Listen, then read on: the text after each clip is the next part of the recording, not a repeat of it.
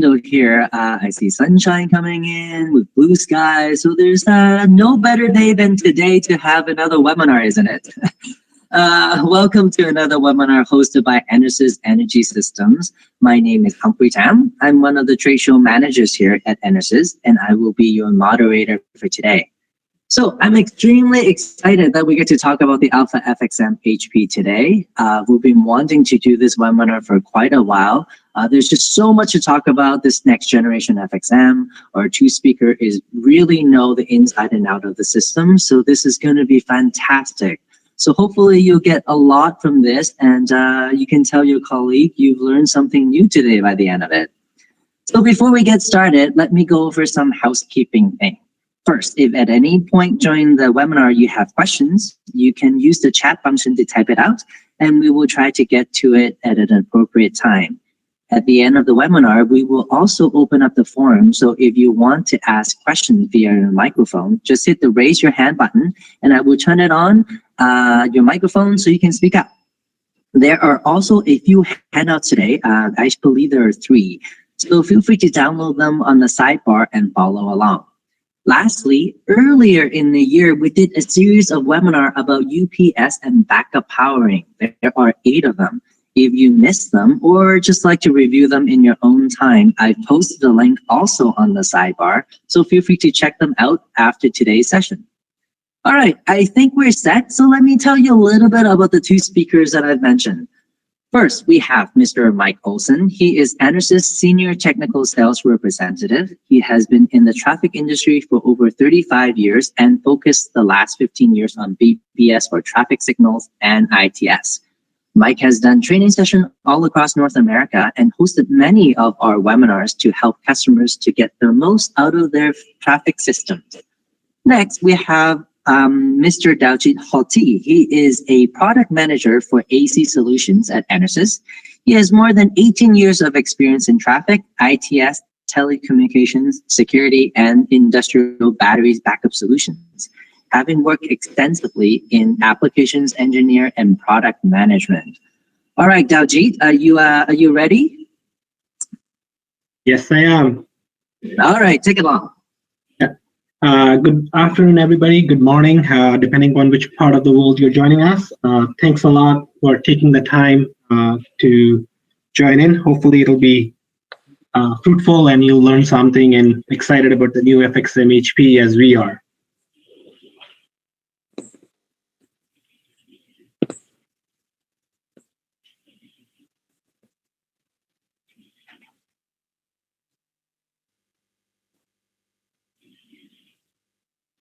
Daljit, are you still speaking? Your mic is off. Okay, technical difficulties as usual. So overview, Alpha, some of you know us already.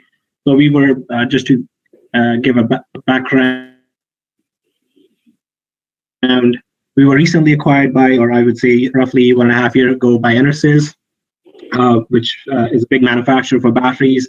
We have a background in building power systems, speaking from, if you look at traffic systems for cable TV, as well as the outdoor telecom systems. So we have over 40 years of experience in designing systems, starting from our power modules, selecting the right batteries, the transfer switches, and then closure. So we are a one-stop shop. So in the broadband market, we have almost 90% of the market, and in traffic, and ITS, it's 19 years, and it's almost as same as when I started working in Alpha, so it's easier for me to remember how long I've worked in Alpha or in traffic industry.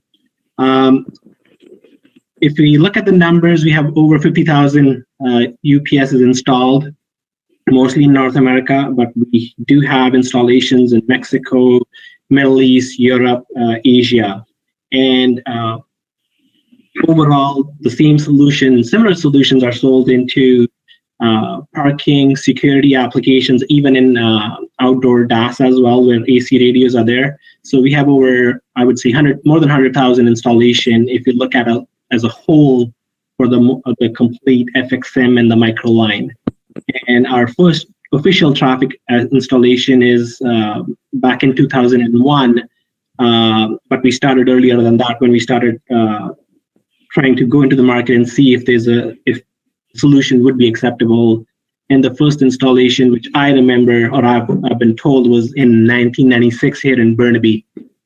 And if we look at our CATV applications, our telecom applications, we have more than 2 million outdoor power systems installed worldwide.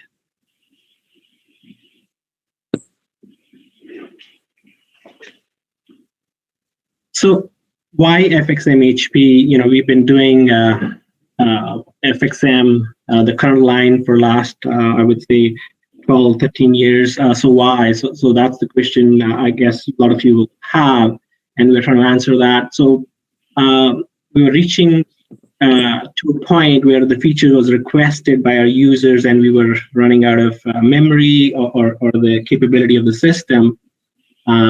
So we looked at, okay, what our options are, and looked at what building blocks we have. So the decision was made that we're going to keep our powertrain as is because it has been stable for the years it has been in the field, very good performance. So we left the powertrain as is.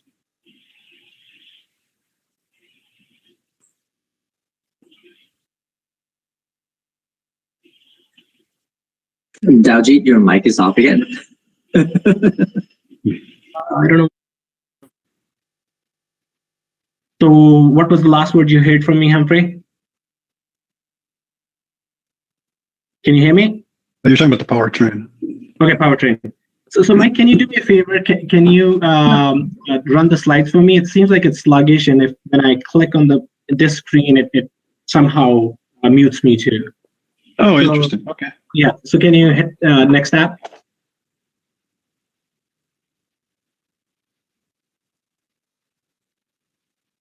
Yeah. So we kept the building blocks, as I said, the powertrain the same, and we looked at what controller communication interface we're going to use.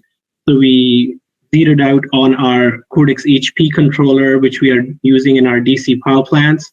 So we use the same building block. So if you buy our AC solution or our DC solution or our inverter solution, you will have a common web interface. So if you're used to one of our product, you can use it in any of the product that you'll get from us. So the feature sets, the web interface, the breadcrumb is exactly the same. And at the same time, we're looking at the feedback we have received from our customers. What are our shortfalls in terms of communication, like SNMP v3, email authentication? Some customers wanted multiple users. Our unit is, I would say, quite configurable. You can, if you look at dry contacts, you can configure them in the field by the user, but sometimes customers didn't like what they saw. They wanted to have, let's say, low battery and no line. They wanted to turn the time of day function in a different way. They wanted to go into red flash right away, stuff like that. So NTP server, it was another example. Some people wanted to use our UPS with NVRs and wanted to do soft shutdown. So looking at the list, what the features are needed by the market, obviously we try to focus on traffic, we try to focus on public safety, as well as security. So keeping all those in mind, that's what we try to address in FXM HP. And one of the biggest questions we get asked, obviously, with every county, city having multiple UPSs, can they configure a UPS, download the config file, and mass upload into 20 different UPSs? So they're not adjusting each and every parameter the way they did it on the first UPS. So you can set up the dry contact configuration. You can do custom alarms. You can do some custom relay configs. All that stuff is now possible. You can play with one system, get it perfect the way you like it. The alarms you want to monitor, the way you want to see the emails, how often. So once you're happy, now you are able to download the config and upload. And then the firmware and the software platform. So the way we are working now is we do have a continuous release of software every quarter, I should say, and not continuous release. Every quarter, we are able to add a feature. So we do a release on our DC and inverter platform every quarter. So if somebody needs a feature, we'll be able to do a more timely response if the feature is requested or the bug has to be addressed. Next slide. So going back to the evolution, Novus was one of our first product line, which we started building in early 2000s. We did try private labeling in the beginning. As we went along, contracts went sideways, and Alpha did their own unit, entered the market as Alpha Technologies, and started offering UPS. So that's our first line with membrane switch and timers and counters. Next slide. Then came next tab, I should say. Sorry, I'm a bit nervous today. I don't know why, Mike. You're doing good. You're doing good, Daljit. I'm going to hand it to you pretty soon here. So, so FXM was the next gen where we had programmable dry contacts with the screen and two-line display screen. And the next gen or next step was a blue display, which you are seeing today in the field. And one of the big change was we combined all the software features we had in the green display. We had, our housekeeping was needed to be better. So that's what we tried with the blue display to make it easier for upgrading different units, different part numbers in the field. And then finally, the FXM HP. Go ahead, Mike, all yours. Yep. All right. Hey, thanks, Daljit. Hello, everyone. It's good to be back. It's been a few months, so glad to be doing this. We've been waiting a long time to kick off the HP, and we just continually making improvements, refining, and it's to the point where it's ready to be passed on. So hopefully you'll be as excited about this product as we are. The features are amazing, but the power drivetrain is still the high quality stuff you're used to. So that's great. So let's get into it deeper. So the biggest change you probably noticed, if you haven't seen the unit yet, but now you've seen on the display, is the display, right? So you went from this two-line display, used to be green, then went blue, to now this 4.3-inch color high-res touchscreen display. This thing is bright and easy to read, has a ton of information. As we look at it on the left side here in the alarm section, telling us no alarms. If an alarm is present, it's going to show the most highest rated alarm, I guess. Then we got different levels I'll be talking about, but that will show up there. And if I were to click that, it'll take me to all the alarms, so I can see what they all are on a list. Down below that is the maintenance section. It's got just a few things that you may want. Battery test set up, for the auto battery test. If you wanted to test a relay and get to that quickly, you've got it wired up and you're like, yeah, let's test that relay. You can do it right there. Other things, we've got the information tab. So if you happen to be on the phone with tech support and they say, hey, what model do you have? What serial number do you have? What ΦIRmware software do you have? Information tab has it, also has the tech support number. So that's helpful. Next one over is the menu. So we've got, of course, two new interfaces, right? You've got the new touchscreen display, but then you're going to see coming up here, the web browser has been greatly enhanced and laid out totally different. But the goal was to try to make the interfaces be very similar, so that once you learned one of the interfaces menu systems, you know the other one, right? So that's helpful too. Then we have a shortcuts tab here. You can click that, and it will take you to utility items like Ethernet setup, clock, language, etc.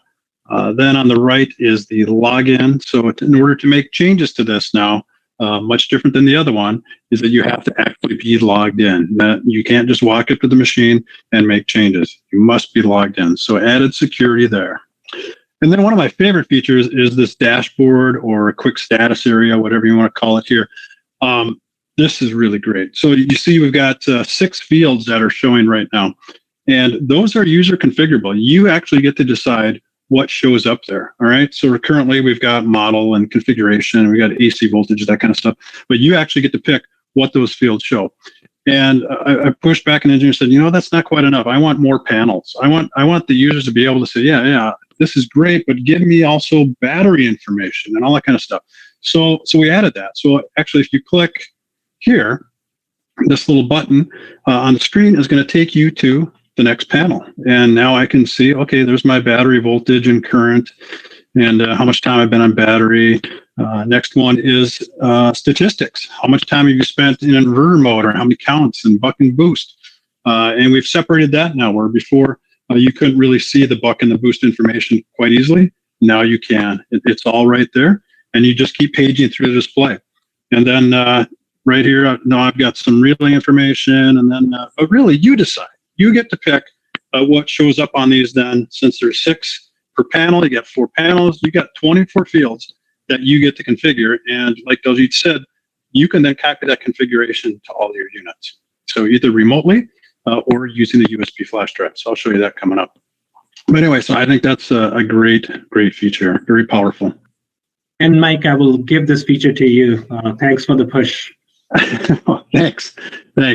Yeah, it's just, being in the field for so long, and especially being in Minnesota where it gets like really cold and you don't want to be outside too long pushing buttons. That's where that comes from. But anyway, another thing is that display is a beautiful display, but how does it do in the sun? Right? I mean, because I've been out in the field a lot, when we used to be able to travel. You'd get out there, you're out there with customers, you're like, boy, the displays can be hard to read. Your laptop can be hard to read. This thing does phenomenal. I dragged it out, stuck it, pointed right at the sun at 11 a.m. one morning, full on sun. And this is a non-touched up photograph taken with my phone as to how bright that display is. So very easy to read and then navigate. So I didn't shield it or anything. This is full on sun. So that's great. So I was really impressed with that. That was one of the first questions I asked LG. How is that display doing in the sun? He's like, take it outside. I'm like, all right, that is the true test. So talking about the shortcuts really make this easy, right? I mean, you can go through the menu system, but we wanted to make it with the touch screen even easier to get in there and to get to certain things. So on the left side, if you touch anywhere in the dashboard area, the quick status, touch that, and I'll show you that during the demo, it brings you up to these shortcuts on the left side. And then the little shortcuts gear icon takes you to these utility ones on the right. Okay. So let's say, for example, we've got the unit and we want to set it up for Ethernet and we're out in the field. So I just then click the gear and then hit here on Ethernet, and then changes to this screen. And then there's 2 Ethernet ports on there. There's the front and the rear. The front one is labeled number 1, the rear is 2, and you just select the one you want. Typically, it's the front. That's a static IP address. The rear one, port 2, is set for DHCP, but you can make that static as well. So totally up to you. But then just by clicking here, you can navigate then to a wizard, which will help you then configure that port. So really easy to do. And speaking of wizards, so pull out your magic wands, everybody. There are quite a few buried within the control system as you go through. I'm going to list some of them, but there's many more. One of the common ones would be battery configuration, right? So you're out there, you're setting up the system, and you want to get it to set up for the battery that you have. I mean, it's pre-configured for a 100 amp hour battery, but why not set it to the actual battery that you're using? I'll show you how to do that in the demo. So when you're looking through the LCD, you're going to see, sometimes you'll see this hand. Sometimes that means wizard. Sometimes it's just, hey, this is where you go to change that setting. But that's what you want to look for. On the web browser, you're going to see the magic wand. That's your magic cue that is indeed a wizard. Other things you might want to change or likely to hit wizards with, network configuration, email configuration, and importing and export. You don't have to use the wizard there, but you can change how it does it. So there's a wizard provided for that.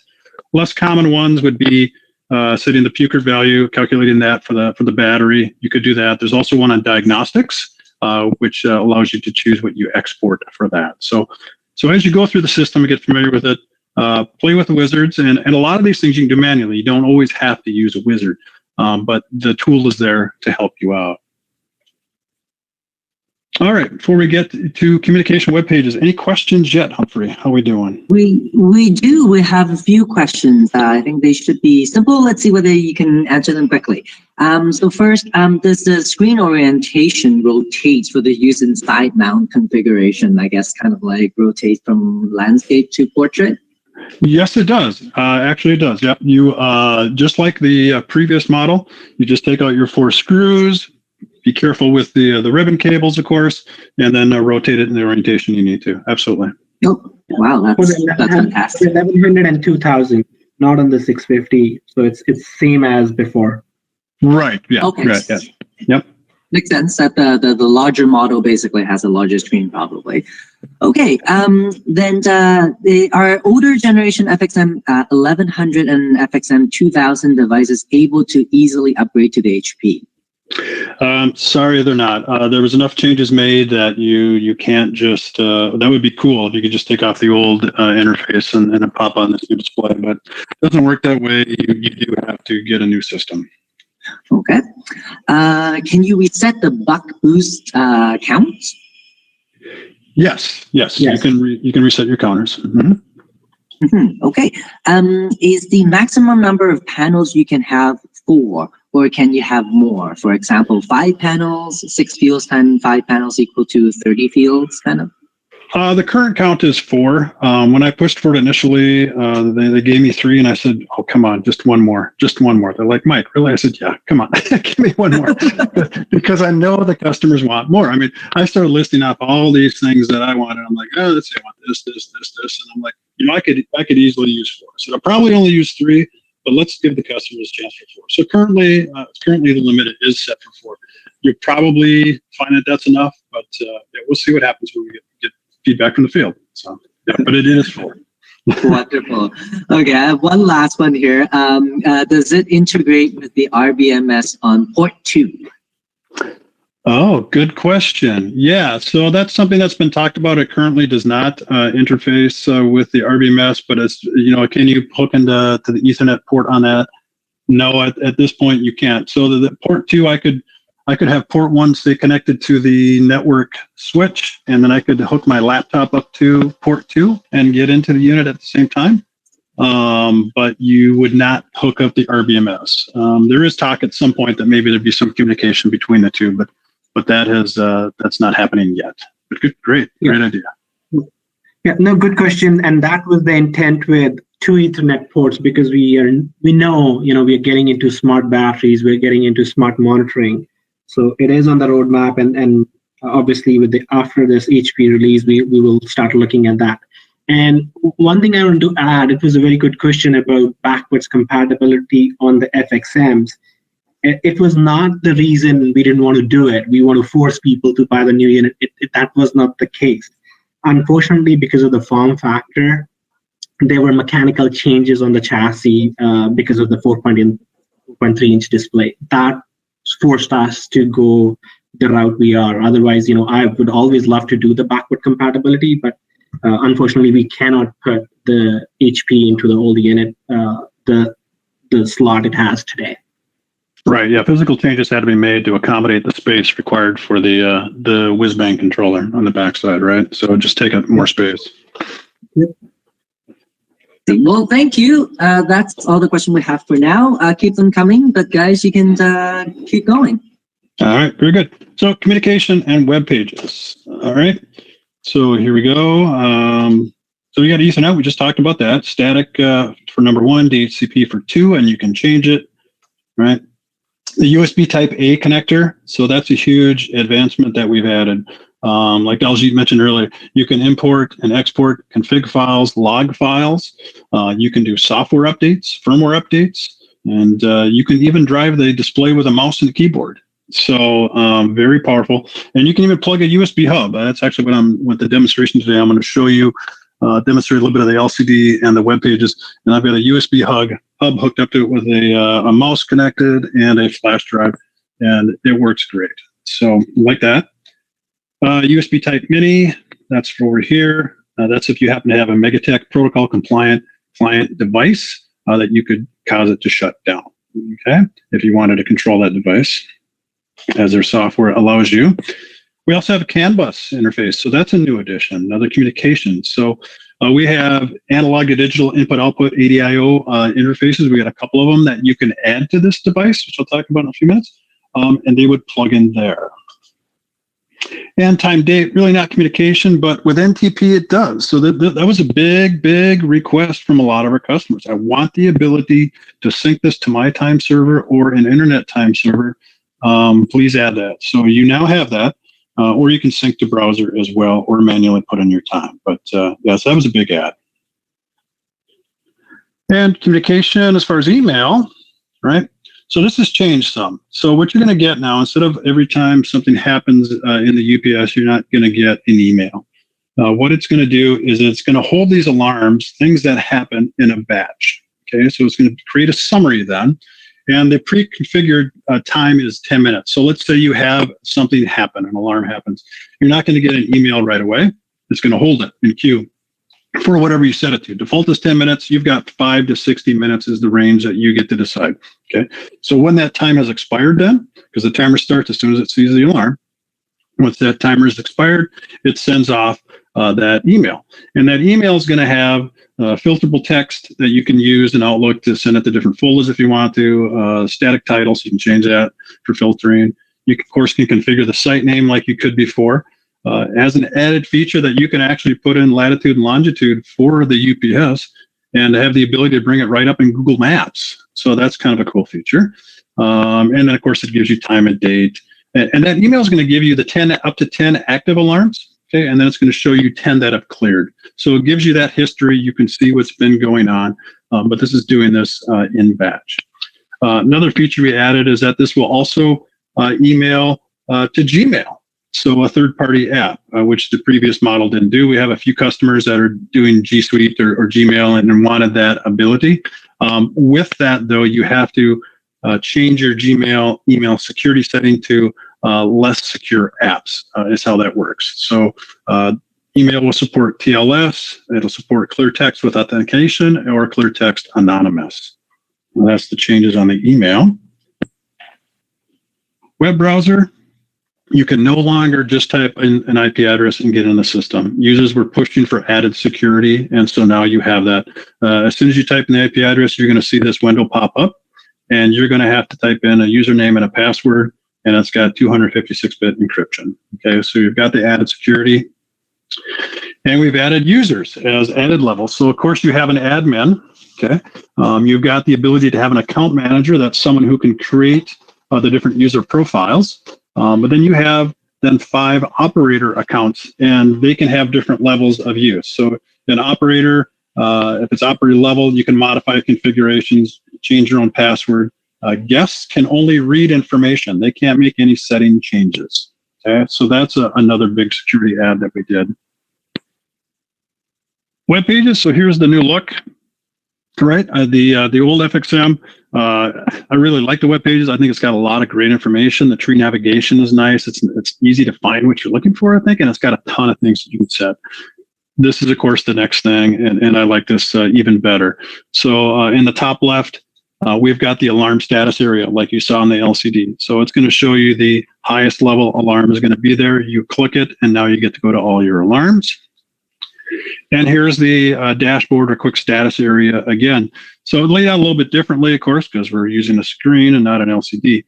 So where with the LCD, you've got 6 fields and 4 panels. Here you've got 8 fields, 3 panels. So still 24 fields you can select, and they're all shown here. And then you get to advance them here. So these little triangles will allow you to navigate forwards and backwards through the list. So, and again, these are all configurable. They're the same, you know, they line up with the other ones. So, all right, search.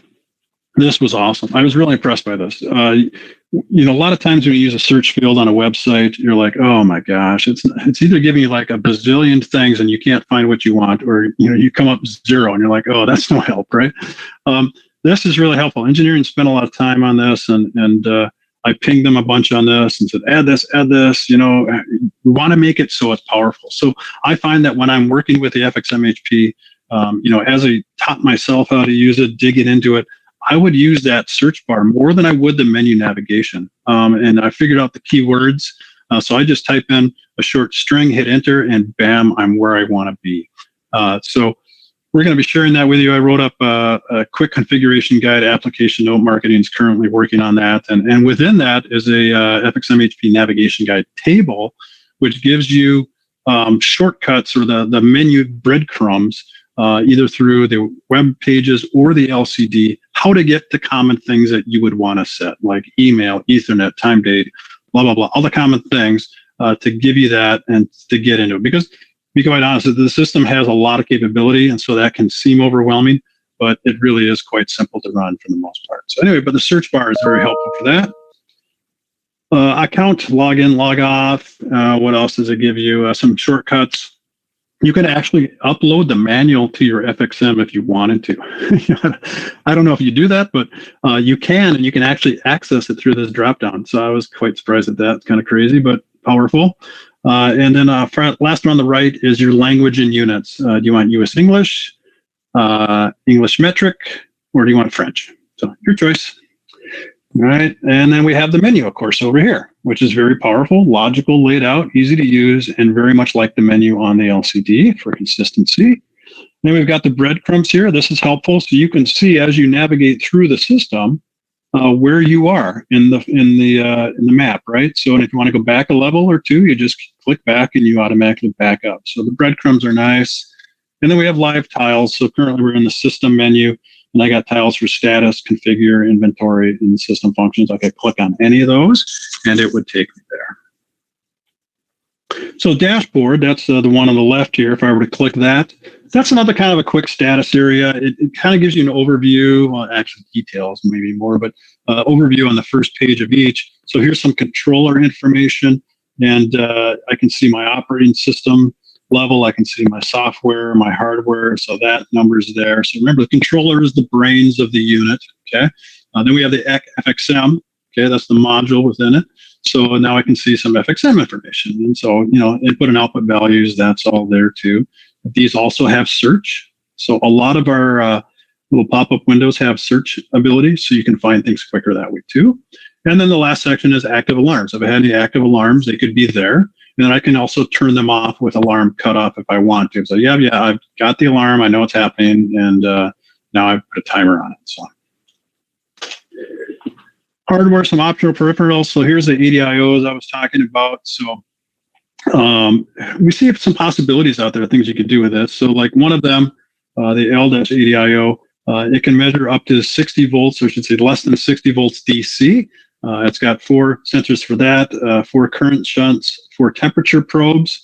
You can monitor temperatures of other devices if you wanted to, 8 digital inputs, and 12 more dry contact relays if you needed more to control other things. So that's there. We also have one that's just a current shunt, and it's got 6 shunts built into that. So we're going to be thinking a lot about this. This is one of the things I'm looking at this year. What are things that we can do with this, in the traffic market and other spaces, ITS? How can we use this and make this even more powerful? So, but just want to make sure you're aware of that.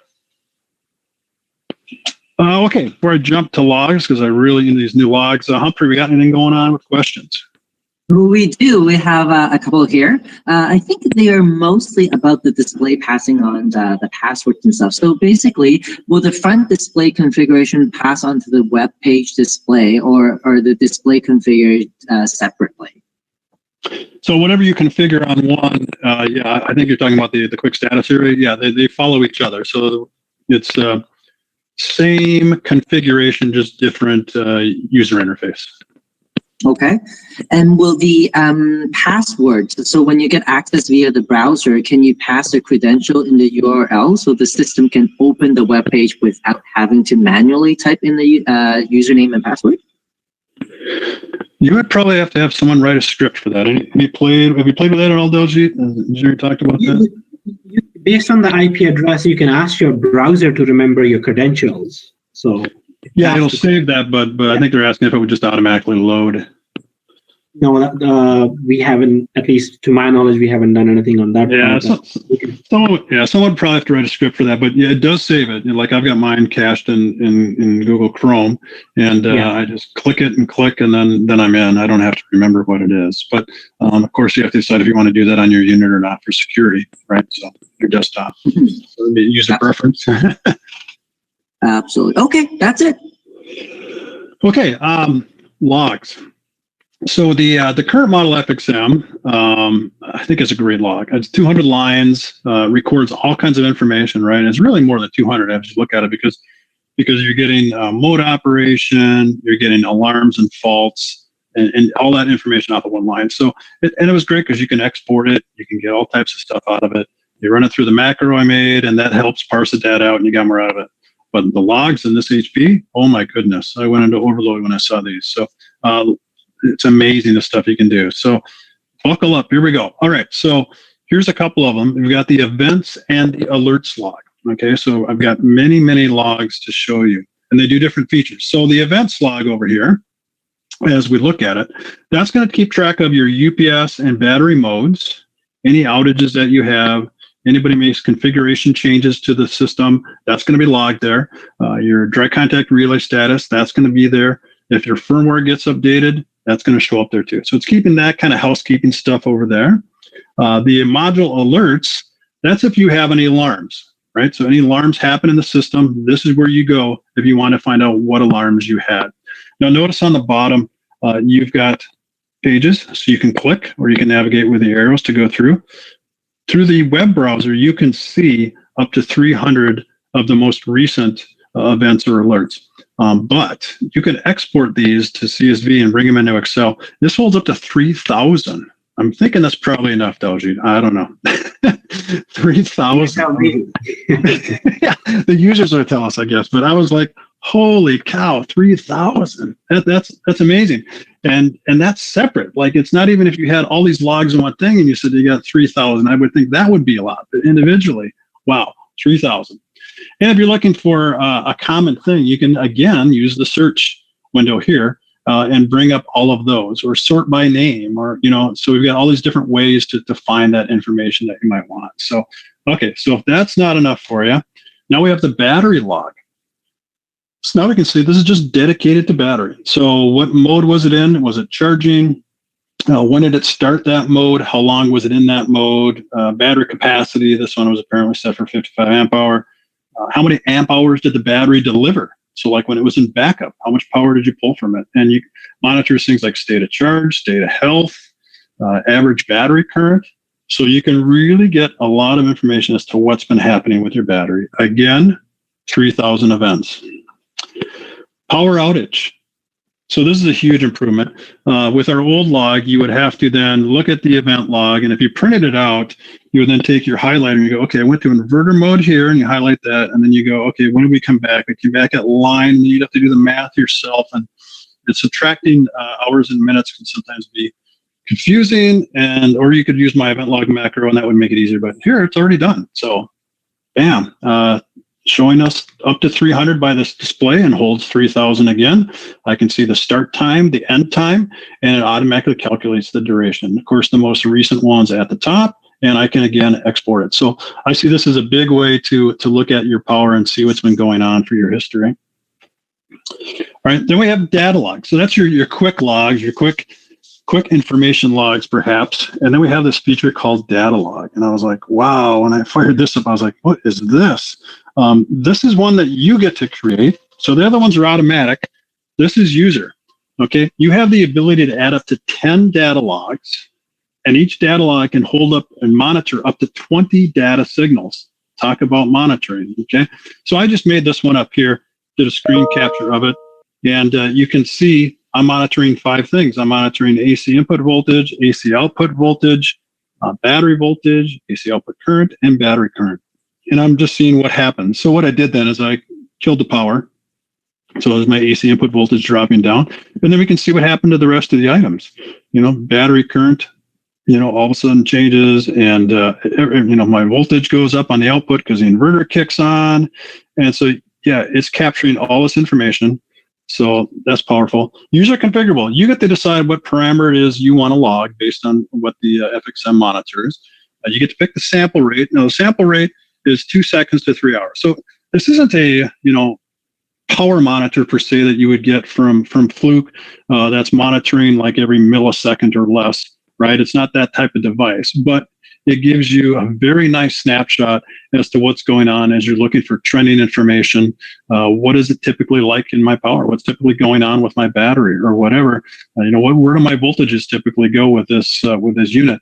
And so, every 2 seconds is quite an amazing time. I did experimenting with it the other day with buck and boost, and I would take my Variac and I just quickly snapped it as high as it would go, and I let it run there for just under 2 seconds and pulled it back. It caught it. Of course, it depends on when the sample comes in, based on that 2 seconds. But it's going to catch a lot of stuff. So anyway, you get to decide how it's triggered. You can just have it run when you click start, or you can say, hey, based on this condition, and you get to program that based on custom data equations as to what's going to trigger the capturing. So that's really powerful. Okay. And then also you can, of course, export it to CSV in Excel and get that data out of it. So that's powerful. But we also have built-in ones. So we call these performance logs. So data logs, you get to pick, you get to set up, you get to configure. Performance is running all the time. As soon as you hook up the UPS and you get it powered up, it automatically starts calculating, capturing this data, pre-configured. It captures a bunch of controller information. I've just listed here the FXM information. So the AC output voltage, the input voltage, current, output power, and then battery voltage and current. It's automatically grabbing that information. So you don't even have to create a data log for it. Just go to logs, look for performance, and then click on it, and you're going to see this window here. So what it does, it's going to sample, right? It's going to sample every couple seconds, grab the data.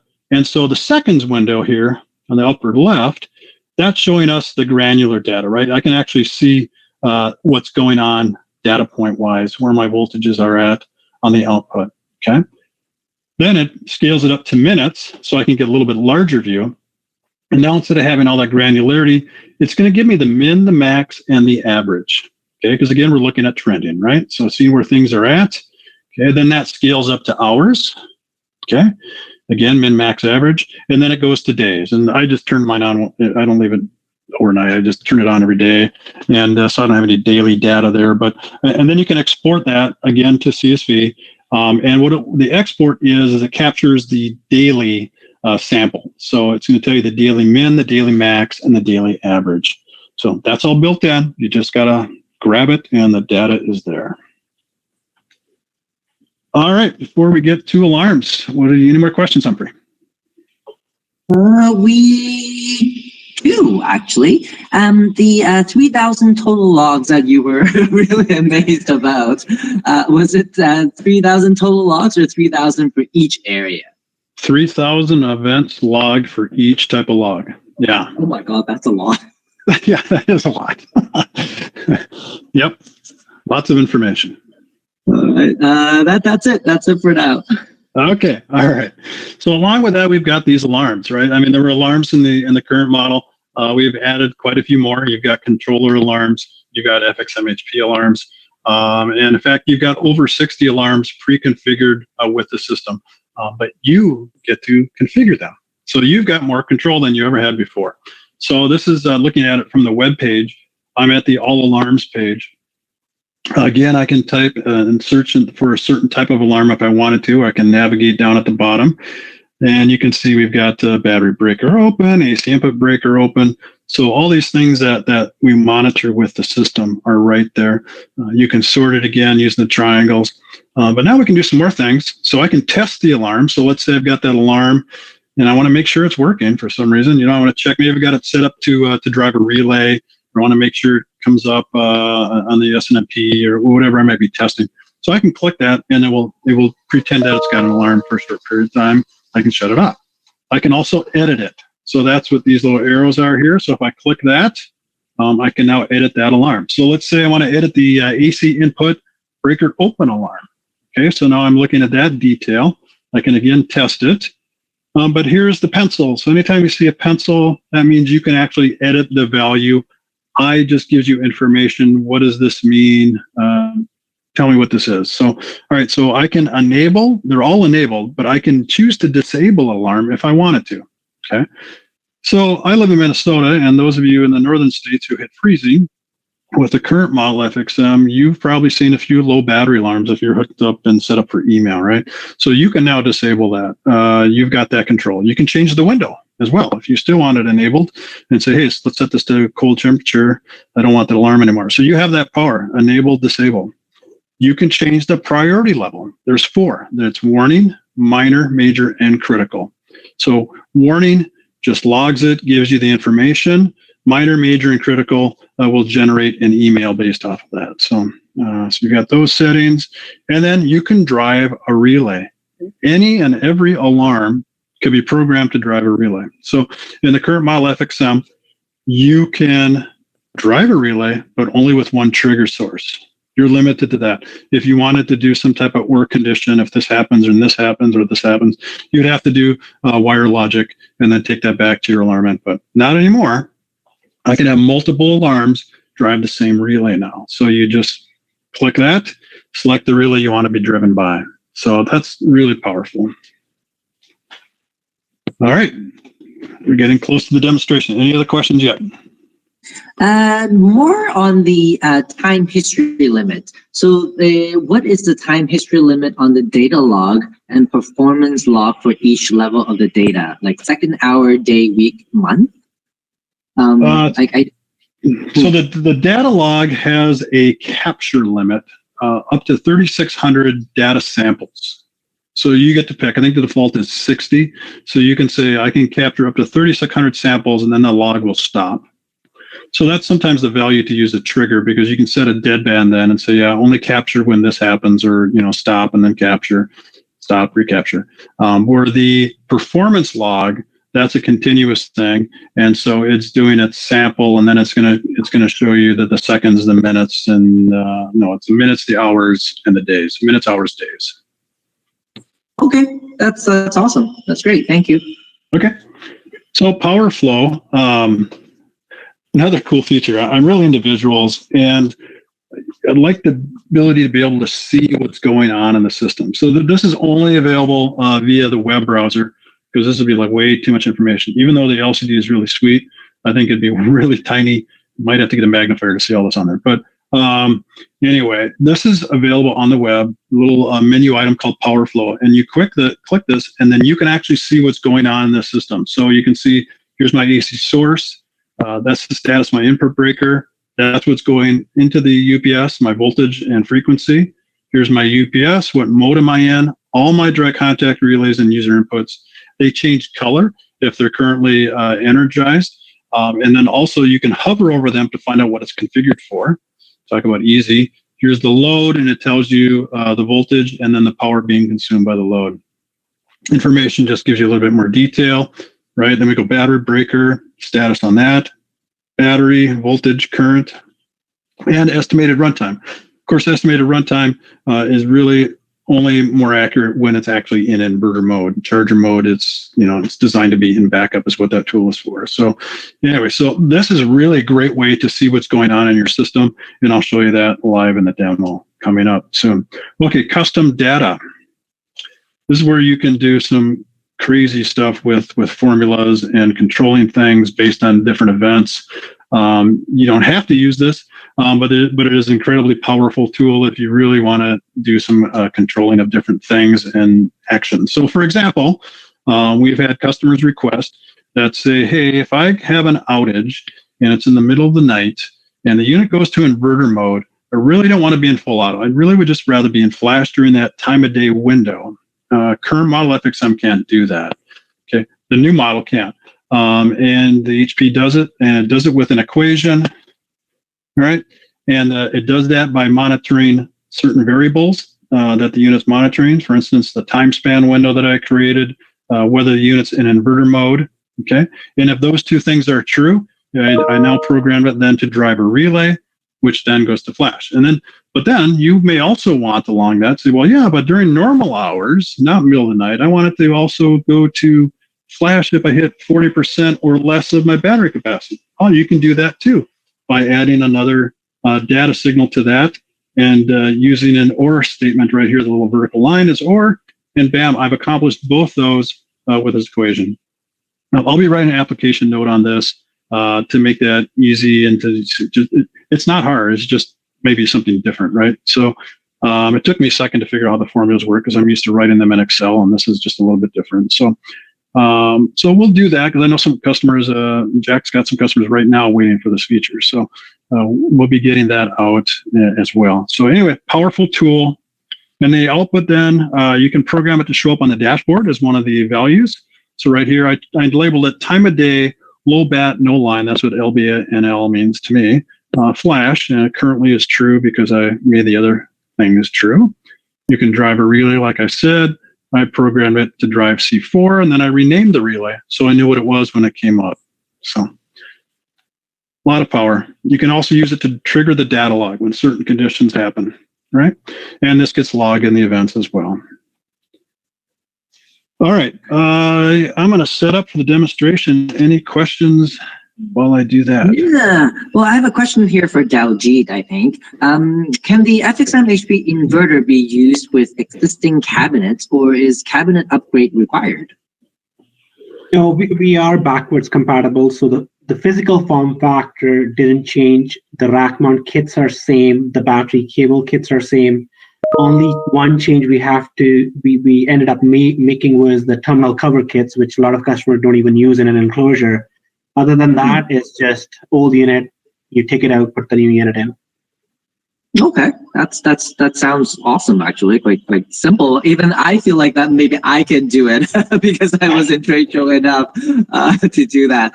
Another question here: to receive alert emails, does it have to be set up to SNMP messaging server? Sorry.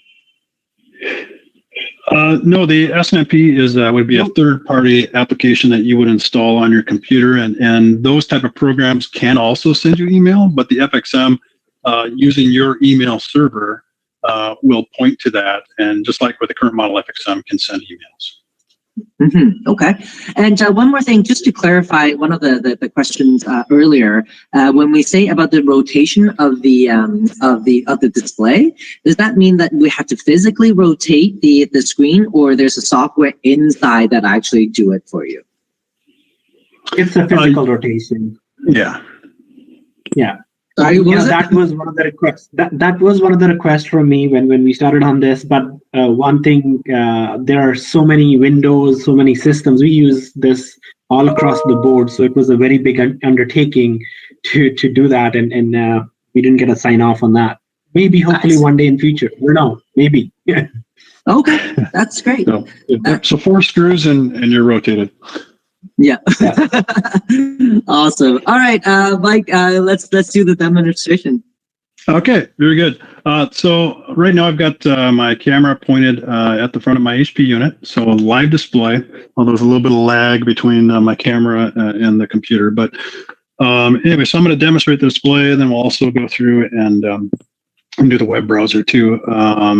Want to honor the time too. We're coming up on almost an hour here, but let's get through it. So, okay, so right now you can see mouse moving around. So I've got my mouse plugged into the USB drive, and I can do it with that, or I can, actually go in, and if I want to, just bring in my stylus or finger and do things that way. I got fat fingers, so I prefer stylus or mouse, but finger works too. So general layout, just like I mentioned before, your alarm section, maintenance, information, menu, quick status area, right? That's all there, set to go. So dashboard panel advance right here. So I click that, and now I can see my next panels.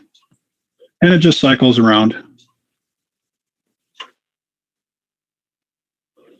All right, so there we are back to the first panel again. Okay. Custom data. So remember that scenario I just showed you on custom data, where if the condition happens to be that if I'm within a certain time of day window and I happen to be in inverter mode, I want to drive a relay to take my signal cabinet to flash instead of being in full operation, right? That was the guidance, okay? So I've actually programmed this unit to do that, and I've changed my display to show you that. So that you can see now on the top left here, it says relay C1 to C6 status. So when a number comes up, that means that relay is currently energized, okay? And then I had it also report the logic statement result, time of day, low bat, no line, flash. to tell me whether the condition is true or false, just so we can see it. You wouldn't normally do that part on the screen probably, but I just wanted to show you the power of what you can do. So I wrote the time of day program to be from 6 a.m. to 9 p.m. That's not what you would do for this feature. You'd probably be like, I don't know, 11 p.m. to 5 a.m., something like that. But to make it work, obviously, because I don't think you all want to wait till after midnight tonight, I had it run now. So, okay, so what I'm going to do is I'm going to turn it to inverter mode because we're within that time of day window I have set. I'm going to cut power to the unit, and you'll see that it goes to inverter mode. That condition is now gone to true, and I had it programmed for relay C4, and that has now energized. So had that been real world, you would now be backing up your intersection because you lost power, and you would be in flash because that's how you had that set up for time of day window. So that's how easy that is. All right, and it's giving me AC power outage as one of the alarms there. So I'm going to put the power back on. Okay. All right. Next is the menus.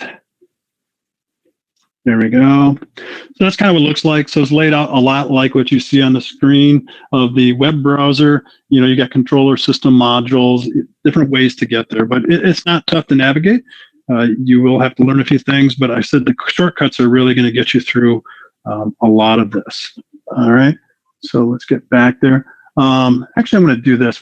There is a button, and I'm not currently showing this with the camera because I'd want to be zoomed in for the rest of the demonstration, but there is a button just to the right of the C8 terminal contact over here. So you can't see it, but I'm pointing downwards.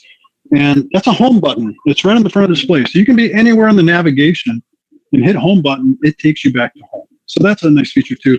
You don't really see it though because it really matches the black paint of the metal. So, but it is there just to the right of C8. So that will help you navigate.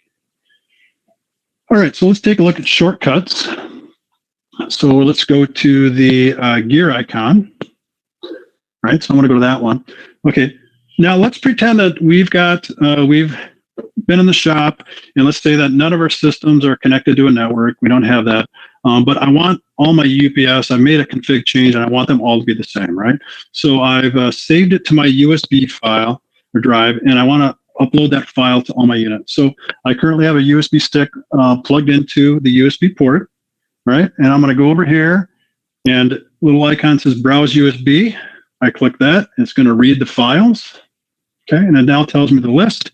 And I can see then it says export config, and the XML file is the file for the config file. So I'm going to select that, right? I'm going to go over, hit the right arrow, and it says, all right, do you want to import it? By the way, this deletes any existing configuration, right? So I'm going to import it.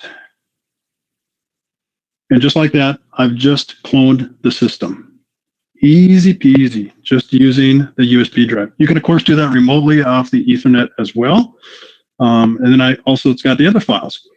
My software, my OS system, I can do all those right off of the USB stick. So very handy. Okay, let's do another setting. So I'm going to hit the home button again.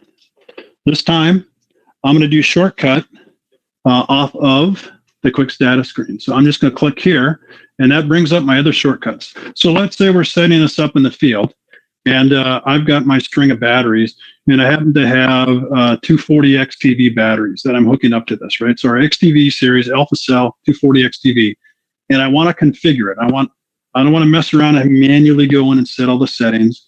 I want this machine to do it for me. So very easy to do. I navigate over here to battery, and look at that. Here's a wizard. Configure battery string. And I'm going to mouse over there. I should really be looking at the LCD screen instead of the lag on my computer. Okay, and then hit that. And now I get to go in and make the changes.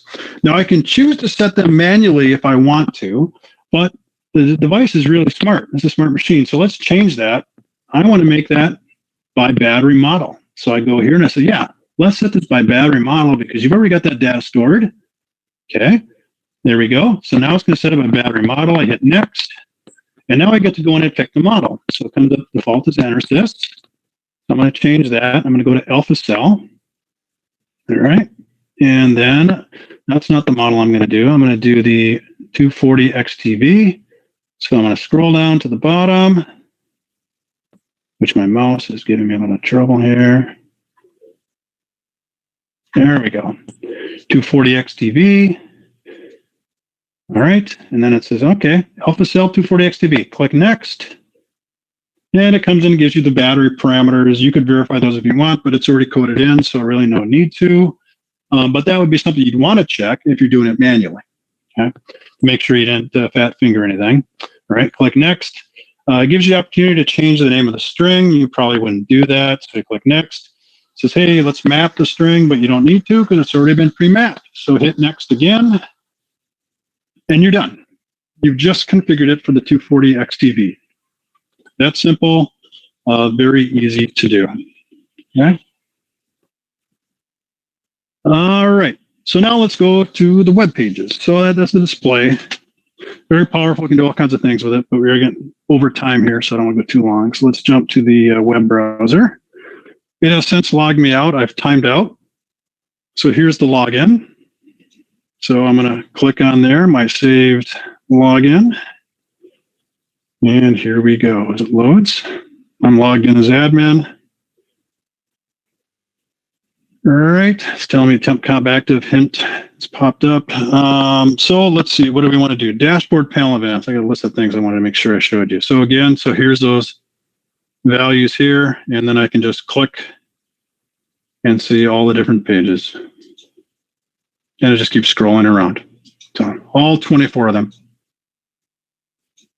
Okay. What else? The menus, right? So here's the menu system. So controller, so that's the brains of the unit. Also has communications, so that's part of the controller. So Ethernet could be done that way. There's a lot faster way to do these things using just the search bar. So for example, if I wanted to do my Ethernet setting and I wanted to set it for the front port, I would type in front, hit enter, and I'm now there. Here's my configuration, and here's the wizard, change network configuration. Okay. So using that search bar is really powerful to get in there and make changes. Let's change the dashboard. All right. Because, I've got that logic statement in there for item number 2 is telling me false or true. You probably don't care about that. Let's put in something more valuable. So here's how you would change your dashboard values to the web browser. I'm going to type in dash. I'm going to hit enter. I could also manually choose it off of the list that popped up, but I've played with the keywords enough to know and to pick the ones, and these are the ones on the list. You just type it in, and most of the time you just hit enter and you're ready to go. Okay.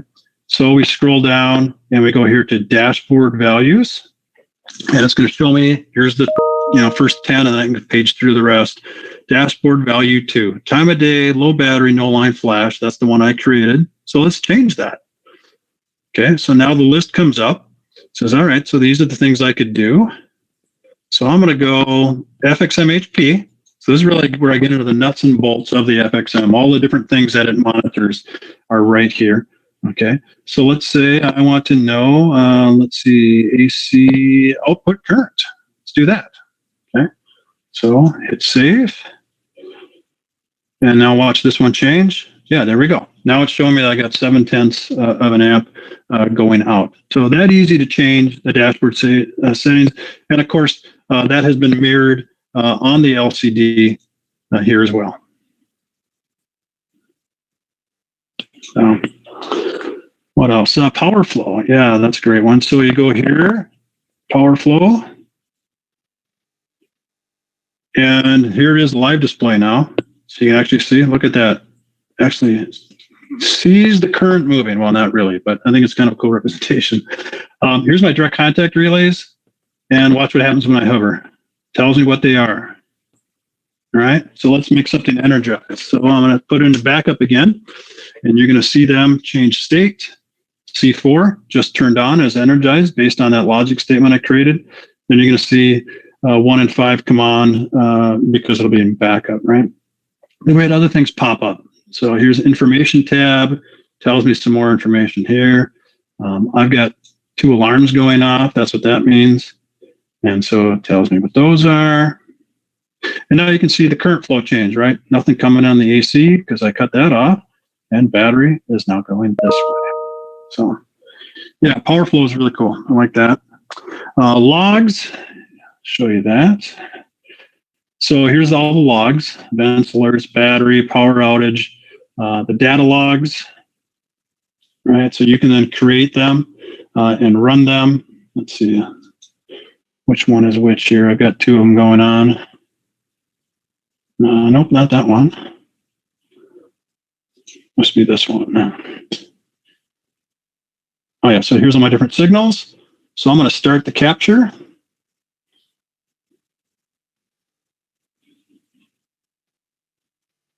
And here it goes.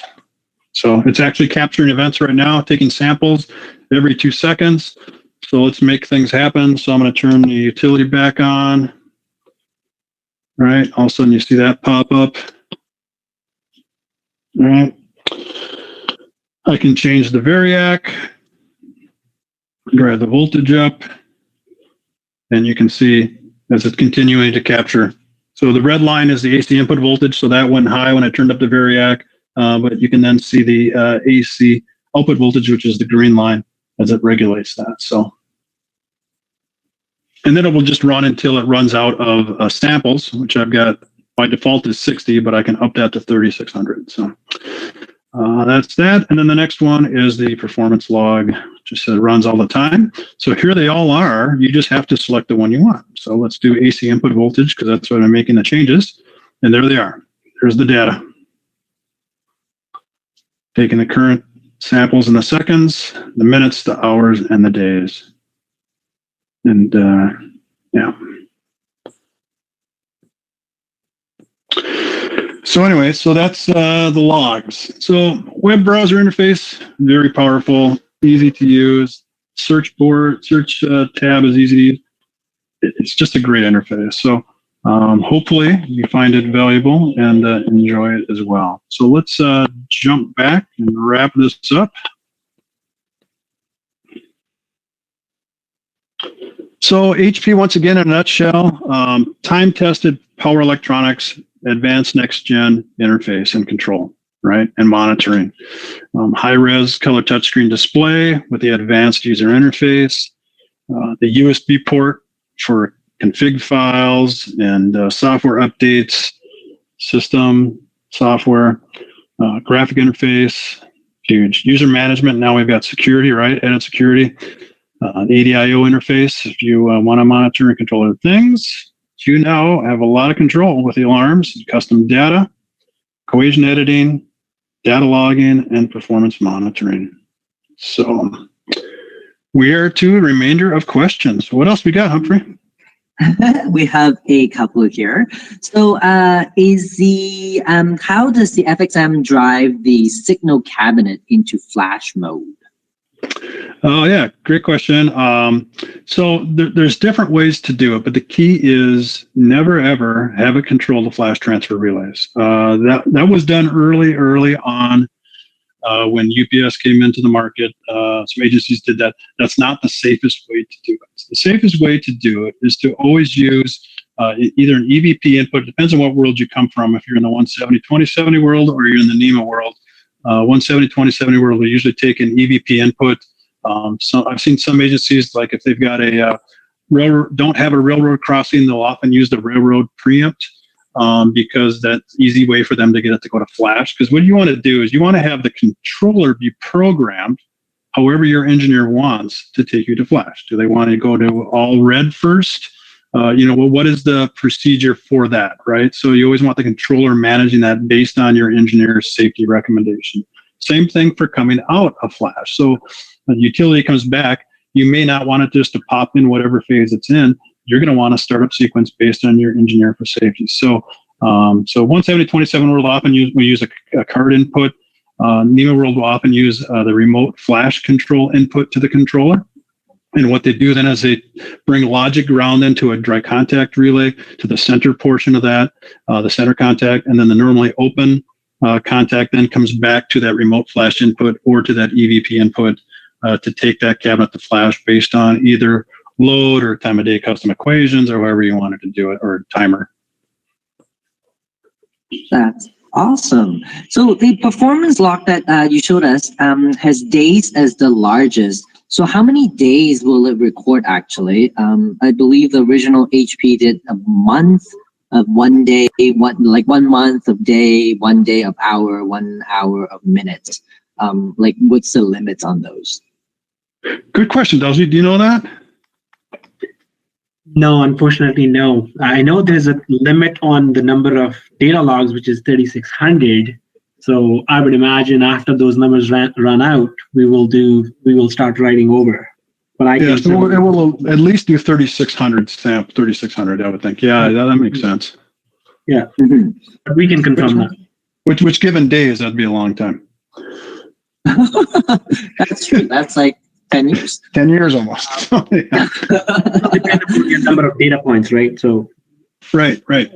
Yeah. Yep. Yeah, that sounds right. Yeah, so there's just a couple more here. Is there a way to post user configured alarms, and will you share them? Obviously, that's something we need your feedback too. What would you like to see? As Mike has shown, if you know how to write equations, you can do, whatever you can think logically, and it is possible. So we have defaults today. If you can get back to me or Mike, and like Mike showed one example of time of day based on how customer wants to go into Flash. If you give us your use case scenario, we can certainly help in creating those custom equations, custom data. Absolutely, yeah. And the alarms, there's already 60 alarms that we have defaulted, that we've set up, that we've decided, or engineering decided, I should say, that, here's the priority levels that they're set for. They're all enabled. And then just the typical ones that drive relays, like, on battery, low bat plus no line, blah, blah. Those are configured for relays already, and then you get to change them. But it already has 60 pre-configured alarms, but you can add more as you go. Yep. That's cool. Will the original FXM product line going away, or are they just going to be replaced by the HP? Eventually, yes, it will be replaced. But for time being, we will have a continuous or parallel run, I would say, for next quite a while. And whenever the end of life notice, we will give a fair amount of notice to our users what we're doing. Cool. Okay, so we'll just keep everybody updated in case of that, but Yes. it's still going to continue on. Okay. Correct. Can we have some preload file configuration on the Alpha website so we don't have to figure out how to create our own as we start out? Well, it's already going to be pre-configured for like the direct contact relays. So what you're used to now with your current model FXM, that's basically already there. So it's already set for 100 amp hour battery, which is what the current model is. The direct contact relays will be set up with basically the same configuration. Only difference is the added feature of the low bat, instead of just being low bat, is now going to be low bat plus no line, which is more powerful, and that's how you really want it. So the configuration is already ready to go. So, but if you wanted other custom things like Daljit said, we can certainly help you figure that out and get that set up. So write to us. Okay, well, I have one last question, and seems to be a very, very important question. Is the FXM HP available for sale now? Yes, we have few units that we can ship within a week or so. We have a bunch of 120 volt, 2000 and 1100 coming in first week of September to middle week of September. So yep, start ordering. If you need anything for certification or entering into QPL, talk to our regional sales manager. We have units as we speak. That's awesome, and I think that's all the questions that we have for today. Mike, Daljit, thank you so much. I can feel the enthusiastic tone from you guys as how exciting this product is. It is indeed very, very exciting, and I personally learned a lot just by listening to you guys. So thank you so much. Yeah, same here. Thank you, everyone, Awesome. And appreciate your time. That's great. So, yeah, everybody. So feel free to